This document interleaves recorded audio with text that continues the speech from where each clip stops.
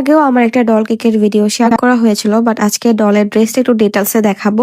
ডলের ড্রেসটা ফার্স্টে আমি একটু পাতলা করে বেলে নিয়েছি ফন্ডেন্টটা, দেন এটার মধ্যে একটা শীট দিয়ে ম্যাট দিয়ে টেক্সচার করে নিয়েছি। এখন আমি এটা 3টা কুচি করে নিয়েছি, এটা ডাইরেক্ট কেকের মধ্যে অ্যাপ্লাই করব। তার আগে আমি একটু কেটে নিব। দেন আমি এখন ডলের প্রিন্টটা বসিয়ে দিয়েছি। এরপর নিচ বরাবর আমি ফন্ডেন্টের ড্রেসটা লাগিয়ে দিতেছি। এটা আমি একটু সাবধানে করবেন, না হলে দেখা যায় ফন্ডেন্টের মধ্যে ক্রিম লেগে যায়, খারাপ দেখা যায় দেখতে। তারপর এখন ডলের যে জায়গাটুকু দেখতে খারাপ লাগতেছে সেখানে আমি এখন একটা বো বসিয়ে দিব। বোটা জাস্ট আমি একটা লাইন দিয়ে করেছি, ভিডিওটা একটু দেখলে বুঝবেন স্লো করে যে কিভাবে বোটা করেছি, খুবই সহজ ওয়েতে। দেন এটার মধ্যে 2টা লেস দিয়ে দিয়েছি, তারপর আমি কাঠি দিয়ে বোটা বসিয়ে দিয়েছি।